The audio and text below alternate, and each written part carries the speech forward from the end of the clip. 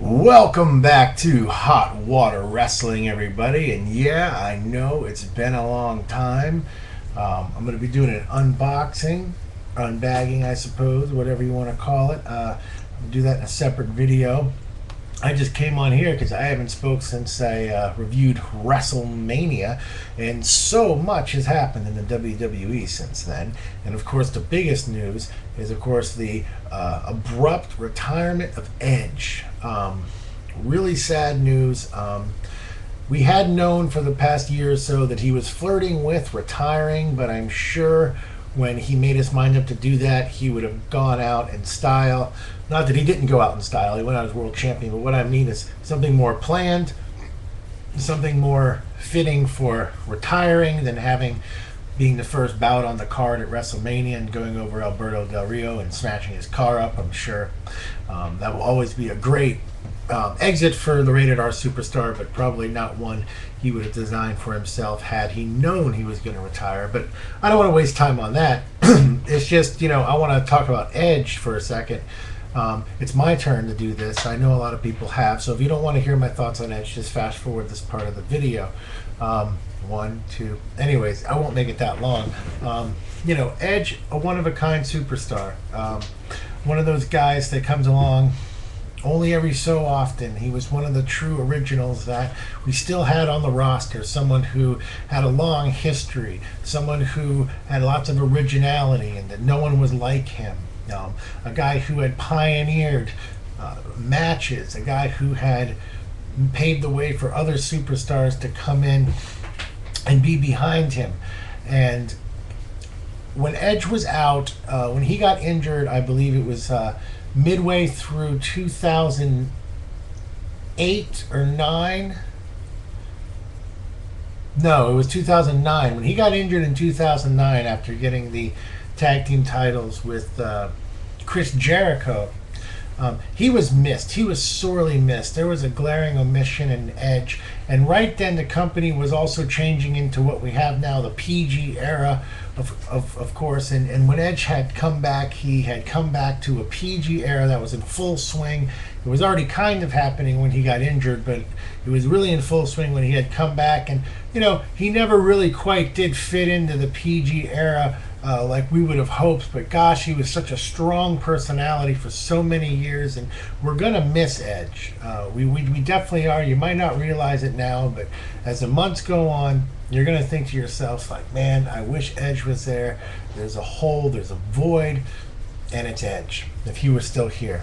I'm glad I got to see him at Survivor Series this year, or last year, November of 2010. I saw him live at Survivor Series, and that was a really cool thing to see. It wasn't the greatest match for his Kane, but to be able to see him one last time. I had seen him live before, but that was a good time. Sorry, I'm kind of rambling here. I'm a little rusty at this, aren't I? But anyways, hats off to Edge. I'm wearing his Sex and Violence Rated R Superstar hat. My heart's completely broken. Like I said, months from now I'll probably make another video because he's really going to be missed. He really will. You'll see as time goes by. Anyways, we had a great tour over in the UK. Played lots of venues, played in front of lots of screaming fans. It was very excellent. I was at a festival called Hit the Deck in Nottingham. And that was on April 17th, 2011. And at the same time, they were having a WWE event. Look at that. WrestleMania Revenge, live in Nottingham, UK. And Hot Water Wrestling went. The band I was with, now, for you don't know, I don't play in a band. I am a photographer, videographer. But the band I was with, they ended their set in the afternoon, so I was able to walk over to the arena and buy a ticket and see this event. I was by myself, but I was in the second row. If any of you were there, the young kid who went up with R-Truth, I was sitting right next to that kid who got picked to come in the ring with R-Truth. And probably the best wrestling tickets I'll ever have in my life. Second row, right there, ringside. got it at the regular price, just went up to the box office. A lot of times when you go to the box office and it's just one person and it's the day of the show, there's some really good tickets that get released because they don't have two. You know what I'm saying? They only have the one. And sometimes they can squeeze you in somewhere really awesome, and that's what happened here. And I'm never going to get the chance in my life to go see a wrestling event overseas, period. Europe, whatever. UK, I'm just probably never going to get that opportunity again. It was kind of fun. So it was a fun house show. You know, the novelty of it, WrestleMania Revenge in Nottingham, which was kind of cool. I also, when I was there, I don't have it with me. I might show it later. But I did pick up the WrestleMania magazine with the Kofi Kingston DVD in it. That will not play on US DVD players, but it will play in an Xbox. So if you have an Xbox, just to let all you know out there, you can play the PAL signaled Kofi Kingston DVD if you have an Xbox. And then we have, of course, the WWE Draft. You know, the episode of Raw wasn't all that great, but pretty shocking seeing Randy Orton and John Cena both moving over to SmackDown. Bold move, but refreshing, I believe. Of course, you know who the other people are who were drafted, but those were the two biggest names. You know, we had Alberto Del Rio coming over to Raw. What are we going to do about the belts? Everyone's asking, what's going to happen? What's going to happen? Well, I'm pretty darn sure they're going to switch the belts. Would be my very best guess. I don't want that to happen, but I think they're going to. Excuse me.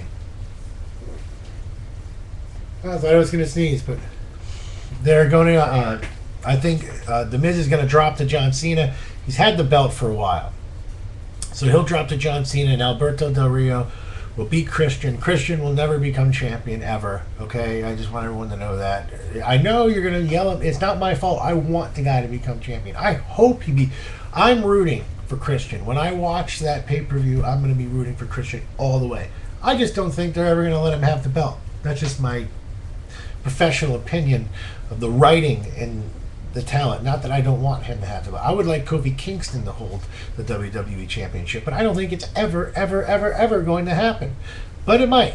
And please, WWE, surprise me. Give Christian the belt. But the way Hot Water Wrestling sees it going, John Cena will take the belt off The Miz, and Alberto Del Rio will, of course, win the belt off of Christian. Well, not win it off of Christian. Win the vacant world champion, and those straps will go to different brands. And that's what we're going to see. So, you know, I've also heard talk about WWE going entertainment and taking the wrestling out of their name. I've looked around, not heavily, but I've looked around. I've not seen any official statements here made that they were going to be taking wrestling out of their title. I've not seen any written in stone information on that, so please point me in that direction. And I don't mean from Wrestling News World or any dirt sheet sites or anything. I want to see something, you know, legitimate statement from the WWE saying that. I do know, of course, that they're really looking to get their own cable station. They're going into movies. They've got Tough Enough. I know they're moving towards that, but Vince has been trying to figure something out in this manner for, well, relatively the last decade.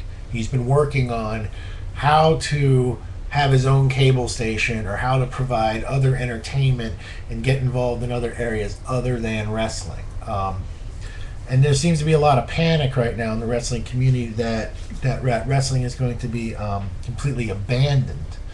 I would just have to say, sit tight and wait and see.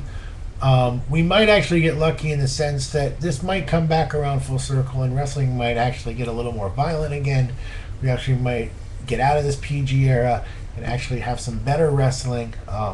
It could happen. It doesn't seem like it now. I understand it seems like a dark cloud is over our head and it's just going to get worse and worse and worse. But there is a chance this all could sort out, because if they're able to please themselves in other areas, the wrestling is going to struggle. Okay, the fans won't put up for that. If the wrestling becomes, you know, that's the backbone. That's what attracts everyone to this company. Okay, it's not anything other than the wrestling. if that starts to struggle, they will see some losses, and they will start to realize that, hey, you know what, this might not really be going the way we need it to go, and they might actually bring back some more serious wrestling. So it's not necessarily a terrible thing, okay, if all of this happens. It just might take a while to sort out. These are just my speculations. But I haven't heard anything concrete, so I have no idea. Going into next year, I think that we're going to see WWE at WrestleMania 28. I don't think the company will be called something else by then. You can see The Rock versus John Cena. So, you know, it's going to be a very careful move, whatever they do, but I don't foresee any huge change coming until Vince is actually able to cement himself on cable with his own station and figure that kind of thing out. They've really gone nuts with the newest Randy Orton film is not really a Randy Orton film from what I can tell. It seems like he's even lower than a secondary character, that he's not even a co-star in this. He's a co-star of a co-star. Okay, from what I can tell by the trailer, it looks like his character is not heavily involved in the film. We did see that with John Cena in Legendary, though John Cena was the legitimate co-star of that movie. The boy and the girl were the stars, but Cena was the legitimate co-star and did have a legitimate role in the movie. Randy Orton, on the other hand, looks like he's almost got himself a bit part here. I didn't see where he's fit in that trailer. Not really interested. I can tell it's one of those very mushy family films that's going to pull at your heartstrings. And so, you know, WWE has always experimented with stuff. They've always done this. I find it quite ridiculous in many respects. There's so much competition and so many people making films out there that with their name and them trying to go this Hallmark family way, it seems a bit odd, but we'll see where the cookie crumbles. We'll see where it lands. I did see The Chaperone, which I don't know why I watched The Chaperone, but actually it was surprisingly entertaining. I was disappointed by Knucklehead. I know some people liked it, but I didn't like it at all, really. But The Chaperone actually was kind of entertaining. My little cousin actually had it on, and I was just like, you know what, I'm going to sit down and watch it with you. What the hell? It's Triple H, right? It actually was kind of entertaining. But enough of that crap. I'm just glad to be back here on YouTube. If you got any questions, let me know. My camera is still broken, so I won't be doing my collection video as people have asked, but it will come. I actually have a flip cam that once I clear off, I will shoot that for you guys and put it up, I promise. And until then, I'll see you next time on Hot Water Wrestling.